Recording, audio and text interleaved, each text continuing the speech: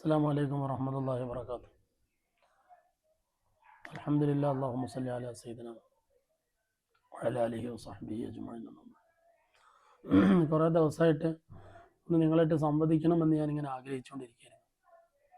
ഒന്നുമല്ല, ഞാൻ ഏകദേശം ഒരു 10 ദിവസം മുമ്പ് നമ്മളെ മുഖ്താർ സാഹിബ് ഉണ്ട് വ്ളോഗ് ചെയ്യുന്നു. മൂപ്പര് മടവൂർ ഉറൂസിന് വന്നിരുന്നു.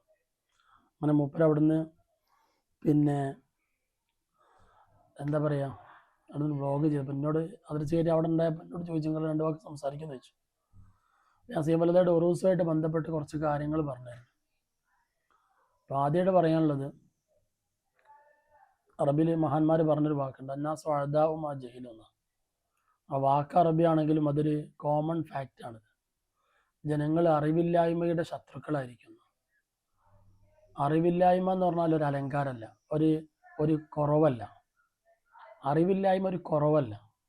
പക്ഷെ അറിവില്ലായ്മയിൽ അതിൻ്റെ അപ്പുറത്ത്, അതായത് അറിവില്ലാത്തതോട് കൂടി പിന്നെ അതിനെപ്പറ്റി അഭിപ്രായം പറയാന്ന് പറയുന്നതിൻ്റെ ഒരു അവസ്ഥ നിങ്ങൾ ആലോചിച്ചു. ഏതായാലും അറിവില്ല ഒരു വിഷയത്തെക്കുറിച്ച്, എന്നിട്ട് അതിനെക്കുറിച്ച് അഭിപ്രായം പറയൽ എന്താ? അപ്പം അത്ര വലിയ വിഡ്ഢിത്താണ് ശരിക്കും. അപ്പം അറിവില്ലായ്മ ഒരു കുറവല്ല സത്യത്തിൽ, പക്ഷെ അതിനെപ്പറ്റി അഭിപ്രായം പറയാന്ന് പറയുന്നത് വലിയ വിഡ്ഢിത്താണ്. അപ്പോൾ ഞാൻ പറഞ്ഞു വരുന്നതെന്ന് വെച്ചാൽ, അതിൽ 1-2 വിഷയങ്ങളാണ് സത്യത്തിൽ ഇവിടെ വലിയ വിവാദമായത്. ഞാൻ മടവൂർക്കാരനാണ്. മടവൂർ നിവാസികളായ ഒരുപാട് ആളുകളുണ്ട്. സുഹൃത്തുക്കളായ ആളുകളോട് ചോദിച്ചാൽ തന്നെ ഞാൻ പറഞ്ഞതിൽ സത്യാവസ്ഥ ഉണ്ടോ ഇല്ല എന്നുള്ളത് മനസ്സിലാവും. ഞാനവിടെ പറഞ്ഞത് പിന്നെ എന്താ പറയുക, 100 കണക്കിന് ആളുകൾ ആ ഭക്ഷണ പന്തലിൽ ഭക്ഷണം വെക്കുകയും ഭക്ഷണം തോളത്ത് കൊടുത്ത് കൊണ്ടുപോയി ചുമന്ന് കൊണ്ടുപോയി ഭക്ഷണം അവിടെ വെച്ചു കൊടുക്കുകയും വിളമ്പി കൊടുക്കുകയും ഒക്കെ ചെയ്യുന്നുണ്ട്. ഒരു 36 വർഷത്തോളമായിട്ട് ഈ പ്രവണത, ഈ ഉറൂസ് മുബാറക്ക് ഉണ്ടായിട്ട് ഒരു പൊള്ളലേൽക്കുകയോ അല്ലെങ്കിൽ എന്താ പറയുക, എന്തെങ്കിലും പ്രയാസം, ഒരു തളർന്ന് വീഴുകയോ അങ്ങനത്തെ ഒരു പ്രയാസം ഭക്ഷണ പന്തലിനുള്ളിൽ ഉണ്ടായിട്ടില്ല എന്നാണ് ഞാൻ പറഞ്ഞത്. അതും ഒരു കല്യാണത്തിനുള്ള 1-2 ചെമ്പല്ല, 100 കണക്കിന് ചെമ്പുകളാണ് അവിടെ ഉള്ളത്. അപ്പോൾ ചോദ്യം, അവിടുത്തെ തീഹിക്കെന്താ ഇത് കൈ വെച്ചാൽ പൊള്ളൂല? ചില ആളുകളെ ചോദ്യം. എന്തൊരു വിഡ്ഢിത്താണതൊക്കെ. അതാണോ നമ്മൾ പറഞ്ഞത് എന്ന് പറഞ്ഞാൽ? ഒരു അത്ഭുതം ഉണ്ടെങ്കിൽ അള്ളാഹു സുബ്ഹാനഹു വ തആല മനുഷ്യന് എന്തൊക്കെ അത്ഭുതങ്ങൾ കൊടുത്തിട്ടുണ്ടല്ലേ. അള്ളാഹു തന്നെയാണ് അത്ഭുതങ്ങൾ കാണിപ്പിക്കുന്നത്, മനുഷ്യന്റെ കൈകളിലൂടെ കാണിപ്പിക്കണം. സയ്യിദന ഈസ നബി അലൈഹി സ്വലാത്തു വസ്സലാം മരിച്ചവരെ ജീവിപ്പിച്ചു. അത് ഈസ നബി അലൈഹി സ്വലാം മാത്രം, ഈസ നബിയും പറഞ്ഞിട്ട് മൗത്താന്ന്, ഞാൻ തന്നെ ജീവിപ്പിച്ചു. ഇതിനില്ല, അള്ളാഹുവിന്റെ സമ്മതത്തോടു കൂടി കേട്ടോ. മൂപ്പര് ഇഷ്ടത്തിന് ചെയ്തു എന്നല്ല ഇതിനർത്ഥം. അപ്പൊ അള്ളാഹുവിന്റെ മശീയത്തിന്റെ നടക്കാത്തൊന്നുമില്ല. ഈ വിചാരിച്ച ആളുകൾ തീ എന്താ ചൂടാവാതെ നിന്നില്ലേ? സയ്യിദന ഇബ്രാഹിം നബി അലൈഹി സ്വലാത്തു വസ്സലാമിനെ തീയിലിട്ടപ്പോൾ വെന്തിരുന്നോ? കത്തി കൊണ്ട് അറുത്തപ്പം മുറിഞ്ഞോ? സയ്യിദന ഇസ്മായിൽ നബി അലൈഹി സ്വലാമിന്, സയ്യിദന യൂനുസ് നബി അലൈഹി സ്വലാമിന് പിന്നെ മത്സ്യത്തിന്റെ വയറ്റിൽ കയറിയിട്ട് മൂപ്പര് മരിച്ചുപോയോ? ബഹുമാനപ്പെട്ടവർ മരിച്ചുപോയോ? വഫാത്തായോ? ഇല്ലല്ലോ. അപ്പൊ അത്ഭുതങ്ങൾ സംഭവിക്കാൻ വലിയ പണിയൊന്നുമില്ല. ഇത് മുജാഹിദ് എന്ന് പറയുന്ന ഒരു വിഭാഗത്തിന്റെ പ്രത്യേകമായൊരു സംശയങ്ങൾ മാത്രമാണ് കുറെ കാലമായിട്ട്. ആ സംശയം നീങ്ങൂല. അതൊരു വസ്വാസാണ്, അതൊരു പൈശാചികതാണ് സത്യത്തിൽ. അത് നീങ്ങൂല. അള്ളാഹു അവർക്ക് ഹിദായത്ത് കൊടുക്കട്ടെ. പിന്നെ അതിൽ 1-2 വിഷയങ്ങൾ പറഞ്ഞെന്താന്ന് പറഞ്ഞാൽ, പെരുന്നാളിൻ്റെ അപ്പുറമാണെന്ന് പറഞ്ഞിരുന്നു. അതുപോലെ തന്നെ ഈ മഹാൻ ഈ നാടിൻ്റെ ഐശ്വര്യം എന്ന് പറഞ്ഞിരുന്നു. നമ്മൾ സാധാരണ ഒരു വാഹനം വാങ്ങിയാൽ, അല്ലെങ്കിൽ നമ്മളെ മക്കൾ ഒരു സാധാരണ ചിലർ പറയും, ഓനുണ്ടായതിൻ്റെ ശേഷം എനിക്ക് അൽഹംദുലില്ലാഹ് ഒരുപാട് ഹൈറുണ്ടായിട്ടുണ്ട്. അങ്ങനെ നമ്മൾ പറയാൻ പറ്റുമോ? ഞാൻ ഇവിടെ വന്നതിൻ്റെ ശേഷമാണ് എൻ്റെ കാര്യങ്ങളൊക്കെ നടന്ന്. ഗൾഫിൽ പോയാൽ ചിലപ്പോൾ നമ്മൾ പറയും, ഇനി നാട്ടിലാണെങ്കിൽ നമ്മൾ PSC ജോലി കിട്ടി തന്നെ, ഇതൊക്കെ കിട്ടിയതിൻ്റെ ശേഷം എൻ്റെ കാര്യങ്ങളൊക്കെ നന്നായത് എന്ന് നമ്മൾ പറയും. അങ്ങനെ പറയാൻ പാടുണ്ടോ? അങ്ങനെ പറയാം. എല്ലാം അള്ളാഹു എന്ന് മാത്രമല്ല പറയാൻ പറ്റുള്ളൂ. ഗൾഫിൽ പോയില്ലായിരുന്നെങ്കിൽ ഇങ്ങനെ തെണ്ടി തിരിഞ്ഞ് നടക്കായിരുന്നു. ഗൾഫിൽ പോയതുകൊണ്ട് ഈ നന്നായി, അത്രയേ ഉള്ളൂ. ബഹുമാനപ്പെട്ട ഷെയ്ഖുന CM വലുല്ലാഹി റളിയല്ലാഹു റഹിമഹുല്ലാഹ് മടവൂർ വന്നില്ലായിരുന്നെങ്കിൽ മടവൂർ നാട് ഉണങ്ങി കിടക്കായിരുന്നു. നമ്മുടെ നാട്ടുകാർക്ക് ആർക്കും സംശയവുമില്ല. അവരാണ് ആ നാടിനെ അത്ര വലുതാക്കിയത്. എന്താ അങ്ങനെ പറഞ്ഞാൽ എന്താ തെറ്റ്? നമ്മുടെ നാടിന്റെ ഐശ്വര്യം എന്ന് പറഞ്ഞാൽ എന്താ തെറ്റതിൽ? അള്ളാഹു മുസബിബുൽ അസ്ബാബ, പടച്ചവനാണ് എല്ലാം ചെയ്യുന്നത്. ആർക്കാ അറിയാത്തത്? അപ്പോൾ ഇതിനൊക്കെ ദിവ്യത്വം കൊടുത്തുവെന്നും അള്ളാഹു ആണെന്നേ പറയാൻ പറ്റുള്ളൂ. ഒരു മുജാഹിദ് മൗലവി പ്രസംഗിച്ചാണ്, പിന്നെ എന്താ, ഒരാൾ ഡോക്ടറെ അടുത്ത് പോയിട്ട് ഈ മരുന്നുകൊണ്ടാണ് എനിക്ക് മാറിയെന്ന് പറഞ്ഞാൽ ഫഖദ് അശറക, അവൻ ശിർക്ക് ചെയ്തു. എന്തൊരു വിഡ്ഢിത്തങ്ങൾ ആലോചിച്ചു. അത് നമ്മൾ സാധാരണ ഒരു പ്രയോഗം മാത്രമാണ്. ഈ പറയുന്നവർക്കും അറിയാം, ഒരുപക്ഷെ ഡോക്ടർക്ക് പോലും അറിയാം എന്ത്, ഈ ചെയ്യുന്നത് അള്ളാഹു തന്നെയാണെന്നുള്ളത് ഒരു സംശയവുമില്ല. നമ്മൾ പറയും മിംസ് കൊണ്ടുപോയതുകൊണ്ട് രക്ഷപ്പെട്ട്, മെഡിക്കൽ കോളേജിലാണ് പ്രയാസപ്പെട്ടു വരുന്നു.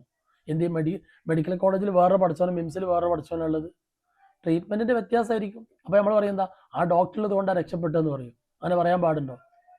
അതൊരു നാടൻ സാധാരണത്തിലുള്ള ഒരു ആദിയായ ഒരു ഇസ്തിമാൽ എന്ന് പറയും, ഒരു കോമൺ യൂസേജ്, അല്ല ഒരു എന്താ പറയാ, ഒരു അത്ര യൂഷ്വൽ ആയിട്ടുള്ളൊരു യൂസേജ് എന്ന് പറയാം, സാധാരണയിൽ നമ്മൾ ഉപയോഗിക്കുന്ന ഒരു പദം.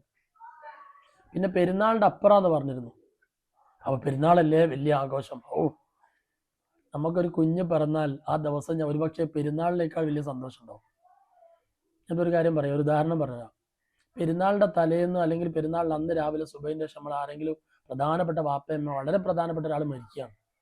നമുക്ക് അന്നൊരു പക്ഷെ നമ്മൾ പറയും എനിക്കിന്ന് പെരുന്നാളില്ല. നമ്മൾ സാധാരണ നാടൻ വർത്താൻ നമുക്ക് എന്ത് പെരുന്നാളിടാ, ഉപ്പ മരിച്ചതല്ലേ, നമുക്കെന്ന് ആദ്യത്തെ പെരുന്നാളില് ഉപ്പ മരിച്ച ആദ്യത്തെ പെരുന്നാൾ ചിലർ ആഘോഷിക്കൂല. അങ്ങനെ പാടുണ്ടോ? ശരിക്കും പെരുന്നാൾ സന്തോഷിക്കേണ്ട ദിവസമല്ലേ. ഉപ്പ മരിക്കലും പെരുന്നാളിന്റെ സന്തോഷിക്കൽ രണ്ടാണോ? അങ്ങനെ പറയാൻ പാടുണ്ട് ശരിക്കും നമ്മൾ. അപ്പൊ അത്ര ഒരു ഉദ്ദേശമുള്ളൂ. മാത്രമല്ല അതിൽ പെരുന്നാളിന്റെ അപ്പുറം എന്ന് പറഞ്ഞിട്ട് ഒരുപാട് അർത്ഥതലങ്ങളുണ്ട്. കാരണം പെരുന്നാൾ എന്ന് പറഞ്ഞാൽ നമ്മളെ വീട്ടിൽ ചിലപ്പോൾ 5-10 വരെ ആൾക്കാർ വരും. ഇനി 100 ആൾക്കാർ വരും നോട്ടിക്കും. നാട്ടിൽ എല്ലാവരും വന്നാൽ തന്നെ 1000, 1500, 2000 ആൾക്കാരുണ്ടാവും. നാട്ടിലെ എൻ്റെ മഹലിലെ എല്ലാ ആളുകളും എൻ്റെ വീട്ടിൽ വന്നാൽ തന്നെ ഒരു 2000, 5000, ഇനി 10000 ആൾക്കാർ കൂട്ടിക്കോളൂ എല്ലാവരോടും ആ പെരുന്നാൾ അന്ന് വന്നാൽ. എന്നാൽ മടവൂര് അന്നദാനത്തിന് 10,000, 25,000 അല്ല, എത്ര ആൾക്കാരെ ഞങ്ങൾ ഇതിൽ എണ്ണി നോക്കിയിട്ടില്ല.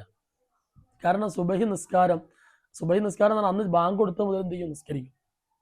ബാങ്ക് കൊടുത്ത് ഉടൻ, ബാങ്ക് മുതൽ എന്ന് പറഞ്ഞാൽ ഉടൻ, സാധാരണ ജമാഅത്തിന് 20 മിനിറ്റ് ഉണ്ടാവുമല്ലോ പള്ളിയിൽ.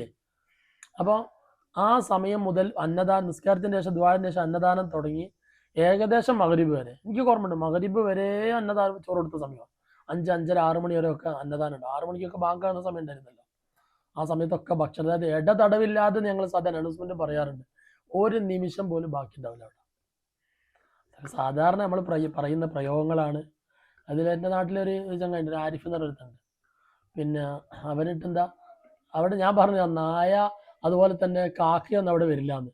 ഞങ്ങൾ നാട്ടുകാരോട് ചോദിച്ചു നോക്കണ്ടൊന്ന്. പിന്നെ ഒരു നാടൻ പറയുണ്ട്, തലച്ചോറ് നായി നിൽക്കാന്നറിയില്ല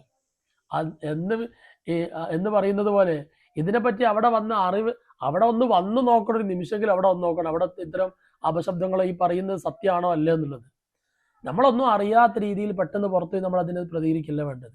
ഒരു കാര്യം നമ്മൾ അറിഞ്ഞാൽ ആ കാര്യത്തിൽ സത്യാവസ്ഥ ഉണ്ടോ എന്ന് അന്വേഷിക്കണം. നിങ്ങൾ അവിടെ വരും, അവിടെ കാക്കണ്ടോ, നായന്റെ ശല്യം ഉണ്ടോ എന്നൊന്ന് അന്വേഷിക്കൂ. അല്ലെങ്കിൽ അവിടെ ഇപ്പൊ ഈ വിഷയം പറഞ്ഞ സമയം എൻ്റെ നാട്ടിൽ തന്നെ ഒരാളുണ്ട്, നമ്പറൊക്കെ ജീവിച്ചിട്ടുള്ള അള്ളാഹു ദീർഘായുസ്സാഫിയത്തിന് കൊടുക്കട്ടെ. ഈ വിഷയം, ഈ പൊള്ളലേറ്റ വിഷയം ഞാൻ പറഞ്ഞപ്പോൾ എന്നോട് പറയാം, കഴിഞ്ഞതിന് മുമ്പത്തെ ഉറൂസിന് അയാൾക്ക് നല്ല തിളച്ച കറി അവൻ്റെ പിന്നെ എന്താ പറയാ കയ്യിൽ മറഞ്ഞത്ര. അപ്പോൾ അവനോട് പറയാം ആ സമയത്ത് ചെറിയൊരു നീറ്റലുണ്ടായി, ഒരു പ്രശ്നം അവനുണ്ടായിട്ടില്ല. സാധാരണ പൊള്ളിയാൽ നല്ല പിന്നെന്താ പറയുക, ഈ തൊലിയൊക്കെ ചോന്ന് തുടുത്ത് ഇങ്ങനെ അല്ലേ പൊള്ളിയതുപോലെ നിൽക്കും. നമ്മളെ പൂരിയൊക്കെ പൊന്തി അല്ലേ എന്താ പറയുക, വെളിച്ചെണ്ണയിലിട്ടാ പൊന്തില്ല, അതുപോലെ ഈ തൊലി ഇങ്ങനെ പൊന്തി നിൽക്കും. അങ്ങനത്തെ ഒരു വിഷയം അവനുണ്ടായിട്ടില്ല. അതുകൊണ്ടൊരു പ്രയാസേ അവനുണ്ടായിട്ടില്ല. ആദ്യം ചെറിയൊരു സാധാരണ ഒരു വെള്ളം ഒഴിച്ചോ ഒരു ചെറിയ പ്രയാസം ഉണ്ടായിരുന്നല്ല, അതിൻ്റെ ഒരു പ്രയാസം അതുകൊണ്ട് നല്ല തിളച്ച കറി പറഞ്ഞിട്ട് എന്നോട് പറയാം. അപ്പൊ ഇതൊക്കെ വെച്ചാൽ അനുഭവിക്കണം. സത്യം അനുഭവിക്കണം. എന്ത് ചെയ്യണം? അനുഭവമുള്ളവരുടെ കൂടെ നിൽക്കണം. നമ്മൾ എന്തെങ്കിലും കേൾക്കുമ്പോഴേക്ക് ഇതൊക്കെ അതൊന്നുമില്ല എന്ന് പെട്ടെന്ന് വിമർശിക്കാൻ എന്തൊരു സുഖമാണ്. ഒരു മുജാഹിദ് മൗലവി എഴുതിച്ചത്, സയ്യിദുനാ മൂസ നബി അലൈഹി സ്വലാത്തു വസ്സലാം നൈൽ നദിയിലൂടെ സഞ്ചരിച്ചപ്പോൾ പറഞ്ഞെന്താ, വടിയും കുത്തിപ്പിടിച്ചാ പോയത് മൂസ നബി നൈൽ നദിയിലൂടെ. നദി 2 ഭാഗമാക്കിയല്ലോ. അപ്പൊ ചെങ്കടലിലൂടെ നടന്നു എന്ന് പറഞ്ഞു. കടലിലൂടെ അങ്ങനെ നടക്കാൻ കഴിയില്ല. മൂപ്പര് വടി ഇങ്ങനെ കുത്തിപ്പിടിച്ച് അവിടെ കല്ലുണ്ടോ അതൊക്കെ നോക്കിയിട്ടാണ് മൂപ്പര് നടന്നത്. ഒരു മുജാഹിദ് മൗലവി എഴുതി വെച്ച തഫ്സീറിൽ. ഇന്ന് കേരളത്തിലെ തഫ്സീറുണ്ട്. ഇങ്ങനെ മൊയ്ജത്തിനെയും കറാമത്തിനെയും നിഷേധിക്കുന്ന ഒരു വിഭാഗത്തോട് ഞാൻ എന്ത് പറയാനാണ് എൻ്റെ പ്രിയപ്പെട്ടവർ? അതുകൊണ്ട് സത്യം മനസ്സിലാക്കുക. അനുഭവസ്ഥർക്ക് ഇനി കൂടുതൽ ഡീറ്റെയിൽസ് വേണമെങ്കിൽ മടവൂര് വരിക, ഞാൻ നേരിട്ട് അനുഭവങ്ങൾ നിങ്ങൾക്ക് കാണിച്ചു തരാം. ഇൻഷാ അല്ലാഹ് അടുത്ത ദിവസം ആവട്ടെ. നമ്മൾ കട്ട വെയിറ്റിംഗ്. ഓക്കെ, എന്നാൽ എല്ലാവർക്കും നന്ദി. എന്നോട് പലരും ഈ വിഷയങ്ങൾ സൂചിപ്പിച്ചിരുന്നു. അസ്സലാമു അലൈക്കും വറഹ്മത്തുള്ളാഹി വബറകാതുഹു.